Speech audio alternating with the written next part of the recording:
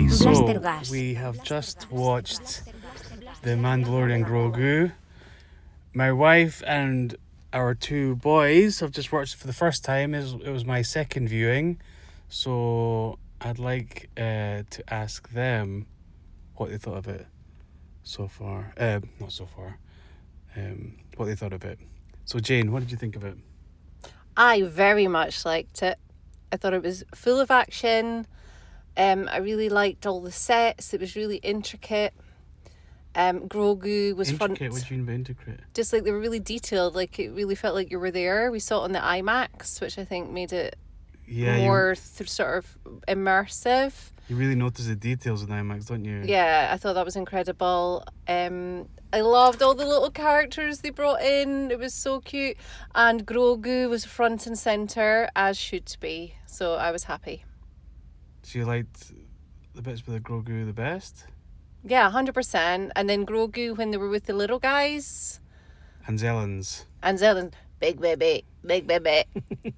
They're the best. It was so funny. And all the tender moments between Mando and Grogu just make my heart swell. The bits in the forest, you mean? Like just all the little bits where he's like, come and sit up with me, and yeah. And I like there was a really funny bit when they were trying to get back to the ship, but Grogu was in the ship, and so was Jabba the Hutt's nephew, and they said, right, you've got to go fire up the ship, and they were saying, well, none of us know how to. Oh, right, yeah, when they're trying to make the getaway. Yeah, and he ends up firing sort of two of the missiles, but Mando's so patient. He was like, yeah, not that one, Grogu. Yeah, that's right. Why he doesn't panic. He doesn't. Yeah. That's why it's got the safety catch on it. And then he does the next one. He's so patient. Yeah, it's true actually. And I thought it was really interesting how when we first met, was it Ra, Jabba the Hutt's nephew? Rota. Or Jabba the Hutt's son, sorry. Rota or Rara. Rara. Rota is R-O-T-T-A. Yeah, so both him, I loved him as a character. I thought that was really nice. It was all to sort of do with intergenerational trauma, but also the guy that was sitting on the porch. The swamp guy. The swamp guy. They're supposed to be like big, scary looking folks, and actually they were just really kind and lovely. And I felt that was really done on purpose. Yeah, it's surprising how likable Rota was, because at first when I first saw him I thought, I don't know, Jabba the Hutt that's kind of like speaks like normal guy, and he's just like just a normal dude, but he looks at Jabba the Hutt. I thought this is not going to work, but actually it really worked, didn't it? It really, really worked. I thought it was just really lovely, and it felt like they were really sort of stirring up the sort of Star Wars saga by having the so-called baddies, turn into so-called goodies, and it took away that sort of light and dark and good and bad and made it more nuanced, which I really liked. Okay, good. Bruno, what did you think? I couldn't think of a movie that was better, and there was no bits that were like, this is boring, or can we get to the good bit? And the scene where Mando and Rota fought in the Colosseum bit, really reminds me of the Thor Ragnarok. Yeah, the Ragnarok. Yeah, fight. me too. And did you like what I really liked about that bit is when the malfunction of the electric fence, and then they all like, hey, we can all run away, and they all went crazy, and they're all like running through the city, causing havoc. I thought that was pretty funny. What was your favourite one of those monsters? I like the big guy with the big hat with the hammer. I think he had like one eye or something, and he's just going about with his hammer, just smashing everything up. I liked when it was like they introduced all these massive monsters, and then it's that little guy. Yeah. You were like, where is he? And then the camera goes down. It's this little electric guy. Yeah. Mandalorian needs to get some insulating material on his armor so he stops getting electrocuted. That's true, because Beskar is great against lightsaber. No, is it good? It protects against lightsabers. It protects against blaster fire, but not good at just straight electricity. I'm not sure about the science with that one, but yeah. So you thought that was like one of the best movies you've ever seen, basically? I couldn't think of a better one. Wow, that's high praise indeed. Okay, Frods, what about you? Well, around my favourite part is when all the TIE fighters come in and... TIE fighters? You mean the X-Wings? Yeah, X-Wings. Yeah, TIE fighters are the bad guys, dude. I prefer the bad guys. I know you like the Imperials, yeah. But which bit with at the end, when the X-Wings all turned up? And blew up the entire base thing. Yeah, that was cool. They were like, cool. "Da-da-da, here to save the day." That was very callback to the... That was very much a callback to the sort of original trilogy, I would say. All the X-Wing coming in and all the shots of the pilots inside. Yeah. I liked it. That was very Star Warsy bit. That was cool. I have a question that was bothering me through the whole movie. Right. Why does Mando's armour never get dirty? Maybe it's some kind of Beskar property. And it does get some in the series. It got dirty sometimes, but yeah, maybe it doesn't. Yeah, good point. Just a question that I'm putting out there. I don't know is the answer. Okay. So, who was your favorite character in the movie? Grogu. Brody, Bruno. You don't have to have a favorite character. I don't think I can choose. Brody, favorite character? The nephew guy. The Rota. Yeah. So Rota was definitely a favorite all round, I think. Rota was a favourite all round. It was weird because like he's a CGI blob. You know, so I think to make him like a likable character was quite well done. You know, because at the end of the day, it's all kind of movies are all just about illusion. It's just taking images and cameras and effects and stuff to make you care about like and like this kind of like CGI blob. Yeah. Character. I don't know if it was the acting or the way it was written or what, but something likable about him. It was his story as well. He was a good guy as well. He was a good guy. Oh, but his story. he'd kind of had a hard life, and he was just trying to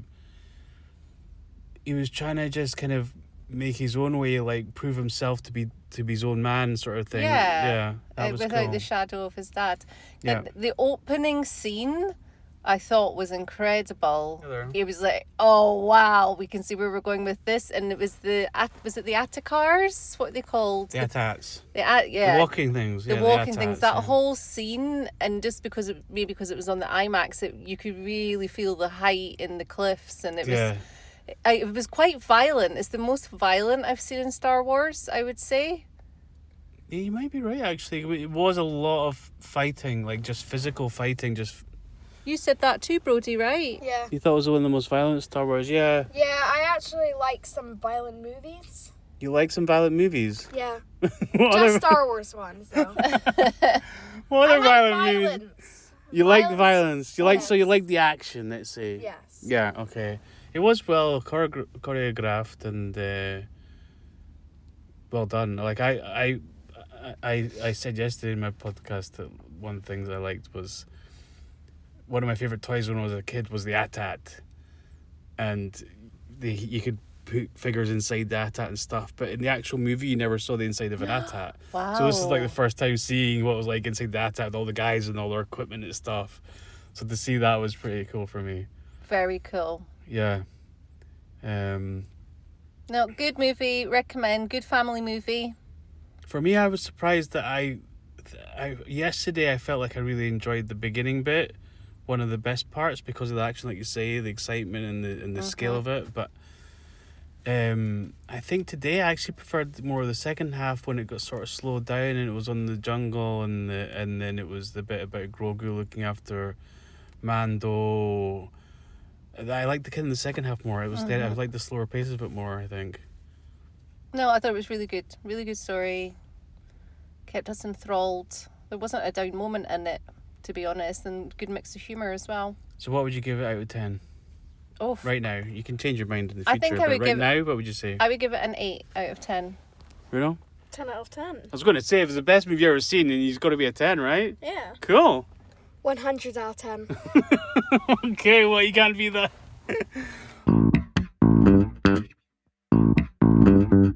BlasterGas. I think that if you read or listen to a review before the movie, it should be just basically, do you recommend it or not?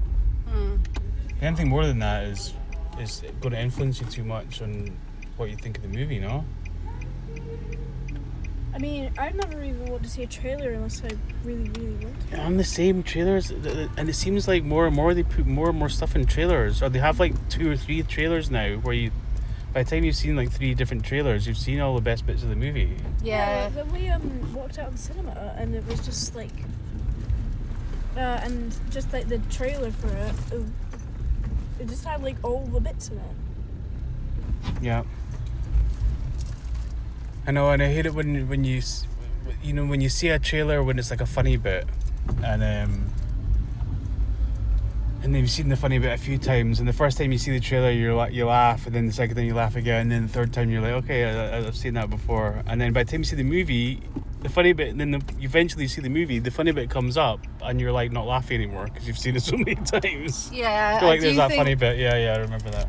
I think it must be hard for whatever film studios, filmmakers these days, because there's so much competition, so they really want people to know how good their movie is, But without giving too much away. but they do give too much away because they want to show their best bits almost. And Yeah, it's a tough one. I tend to not watch the trailers. I'll watch them in the cinema, but I won't watch a trailer before we watch something on a home movie. If you actually want to watch it, I'll maybe watch the first few minutes just to get the sense of feeling of it. Yeah, you're pretty good with that. You're usually like, just don't show me the trailer. Just put it on. No, or... just put it on. Yeah. Usually I would watch the trailers, but for this movie I didn't watch any of the trailers. Did you not? I'm No. sure I would have shown you one. Yeah, I think you might have shown me one, but I didn't remember it. But Yeah. it made That's the good. experience way more better.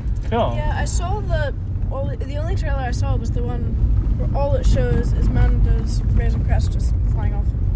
Usually I Alright, only watch the that's not too bad. trailers to find out the characters. And once I figured out the characters, Yeah, like who's in it basically. the movie's just not as good. The only thing I'll try and get from the trailer is just like, what's the vibe? Is it like a comedy? Is it like a detective movie? Like, just to kind of get a rough idea of what kind of movie you're going to be watching. Because Yeah. sometimes with just the synopsis, just the text about it, you can't always tell. But so I like maybe a short trailer just to see what's the vibe of the movie. Sometimes movies aren't like the trailers, because like you never know how the movie is, because sometimes the trailers are completely different vibes from each other. Yeah, they snip out all the bits that are quite often. It's because if they're smart, they can make a movie look really good in a trailer, even though the actual movie's not that good. So Happens quite a lot, doesn't it? yeah, that's how they get people to just buy tickets, because the trailers looked good. Yeah, that's right. Was that Sigourney Weaver? Yeah, Oh, I thought it was. Oh, that was fantastic having her in, actually. She felt like she was always part of Star Wars. yeah. She didn't feel out of place though. It wasn't like some No. sort of cameo or something. No, she didn't feel out of place at all. She felt very suited to that role. Yeah, I would have liked to seen a bit more of her, but I guess just there wasn't space for her in the story. Yeah. But it would have been nice to see a little bit more of her just because of Sigourney Weaver. You know what I thought was weird was like the guy was there was no real sort of main bad guy. There was the twins, I guess, the twin Hutts. But there was no real big bad guy like a Darth Vader or a Darth There was Maul. like the Lord Coin guy. Yeah, but he was just like a kind of slimy. He was a bad guy, but he wasn't like big, bad, scary. He was just like a slimy guy, sort of gangster. He's just the guy who likes Oh, salt. the Count Duke. What? The Duke, are you talking about? It No. wasn't a Duke. The one that The bald guy. Yeah. Yeah, I don't. Was he a count? Count or Duke or something, I thought. Well, maybe. No, he was a guy who likes salt. Yeah, he was just kind of. Salt! He was just like a salt gangster. When Mando dropped the piece of salt in the drink, I thought I was know, hilarious. it's like Himalayan salt.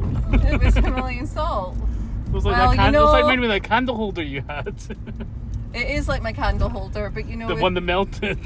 cost in of living Barcelona. crisis, maybe salt will become a precious commodity. Yeah. There's one thing I prefer about the other Star Wars movies than the Mando and Grogu one.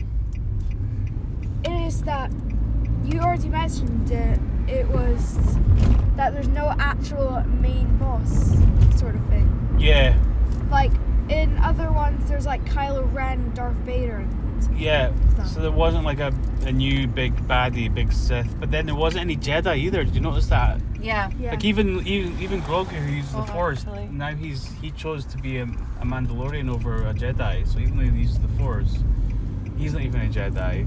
Like there was no lightsabers, no Jedi. That was a bit weird. I didn't miss it though.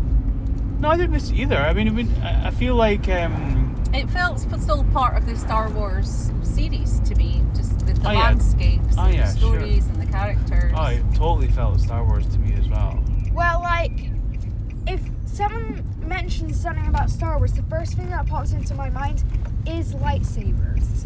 True. Yeah. Not like And even blasters, there wasn't really a lot of blasters. It was mostly like There was like a lot of blasters. yeah, but it At wasn't. the beginning, I felt like it was mostly melee weapons. exactly melee weapons. Like basically just Oh, melee weapons. it was basically it was mostly just like creatures fighting. Like he was fighting the dragon, fighting those man things in the water. I suppose with the robots there was more droids, but even a lot of the time then he was like punching them and hitting them over the head with a stone. There was the fighting in the arena. Yeah. Even in the beginning with the snowtroopers, he comes in and he's using a bit of blaster, but even then he used his knife in with them and stuff. But I did actually like how there's the monsters that like there are so many different evil people, but like it's not too much action, but a lot of action at the same time. Did you like all the monsters? Yeah. Which monster did you think was the most kind of scary or Scary. interest or interest? can I answer? I'm just going to say my Okay. favorite. All right, Okay. your favorite monster. The little tiny electric guy. Okay. That's his new name, the little tiny Can I tell? electric guy. Can I tell I thought you the sea dragon was cool. The yeah? sea dragon The was. water dragon that looked like some undercooked barbecue sausages. It looked that like kind a of- really big Like old that with pinky, teeth. looked like a sort of a Lincoln sausage. Well, I was thinking. was terrifying. I think the reason he's like that. It was just an old. You know how you see like creatures that live in the deep sea. Yeah, an and old. A what? An old. What's that? An old's like an axolotl, but like longer and older. Right. Yes. Yeah. Yeah, because axolotls, the texture looks around the same texture as like a As an old. axolotl. Yeah, it seemed like a know. teacher, a creature that Teacher. not a teacher. It seemed- sort of seems like One of your teachers. Oh no, that is not true. makes sense. Not true. It's Does look a bit like Mr. Gilhooly, no? Yeah. Take that out. Well, better edit that out. No, but I think I was thinking he was like that colour of skin, that kind of transparent kind of skin, because he lives all his life in the dark, way in the depths of the water, Yeah. so he doesn't need like normal skin. It's just basically an deep underwater creature. What's like. the most scariest looking monster I've ever seen in Star Wars though? Yeah. It was pretty freaky. I think it was the fact that it was so kind of white and the big. Like, Looks but like was an it old- teeth or was it claws? Did you know? Yeah, did you notice the teeth moved individually? It looks like a bug. Disgusting. It I was, actually it was sort of- freaky. It was gross. I was like the kinda attention of detail into that, just mainly that just one monster. Like there was like an entire scene just based on it. I was Yeah. thinking of all the things I want, all the different characters and things I want them to make figures of. What character do you think would make a good figure? Well, now we've got Grogu, I now want one of the other little guys. An Anzellan. Oh my god! I want a I want a Manzellan. life-size Anzellan. Baby. Yeah, you've already got your Anzellan that I got you. there are already a bunch Remember of- at your work? That's not a Manzellan. That is an Anzellan. Yeah. It's just like a Funko version. Yeah, a giant is it? Funko. Yeah, it's just Okay, well I didn't even know It Just just that. that has fun- giant heads. it's just got a giant head, so it's not really properly. It's not. realistic. A Manzelin. Okay, I'll Yes. look at it in a different. I remember he was the one from He's in my office. I see him Babu every Freak. day. It was Babu Freak. Babu Freak. Babu Freak. So which last question for everybody before we park the car? Which car do you think would make a good figure, or vehicle, or anything like that? If you could make a toy out of anything, what would you? Mummy, you say Anzelin. Yes. I really like the battleships of the Hutt's like army. Oh, And those how kind of they yellow, re- the yellow ones. Yeah, Yeah, and they're cool. it would be cool to have a figure of the battle droids, like they're painted red with like the Yes, shoulder pads. I Those were thought cool. that as well. The kind of because they were like mixed. They were like a sort of mashup of different droids, were they not? I think. Yeah, they looked like reused battle droids from. Yeah, they were. They were bits of battered droids and bits of other things, I think. Also, when the movie started and then they said they were going to see the Hutts, I'm like, the Hutts are going to be on the sandy planet, and then And they weren't. Grogu's going to go to the sandy planet. He's going to find those lightsabers that Rey buried, and then there's going to be. Oh no, that would have been cool as well. I thought actually. that was going to happen, but they were on a big swamp mushroom thingy. Maybe that's the next movie. Maybe But that's the next. that's a cool. That would actually be quite a cool idea. Okay, so you picked a couple of things. Broads, what would you pick for a toy Well, or a there are figure? just so many options. It's hard to choose. Well, give me one or two. One or two. Well, I'll tell you one of mine. I really want the little Anzelin, either the Anzelin ship or the Anzelin speeder with the four Yeah. with the four Anzelins inside. How fun would that be like? That would be cool.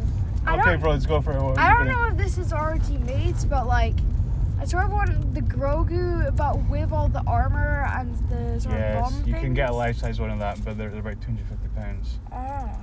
But you can get. They haven't brought out. Have they brought out a mini one like that? I'm not sure. Because I don't think they brought out a mini one with the armor, like a normal figure shape size. That would Yeah, be because cool. that would be good. There's like the bit when he's suited up with like he was like, let's go, and he's putting his armor and he's Yeah. getting his bombs on and So everything. cute. Let's go. We should say we also took a life-size Grogu with us, and I Yes. had Grogu do all the actions. You did. Literally, I was very all impressed. out for the movie. And we've got our Mandalorian cups from Burger King to drink out of when we get home as well. I want to see them. Yeah, no, well, they're all, I know, we'll check them out when we get home. They're all wrapped up, aren't they? I didn't expect to be all wrapped up. They're quite nicely wrapped up. Okay, guys, everyone say bye again to the podcast. Bye. Bye again to the podcast. BlasterGas.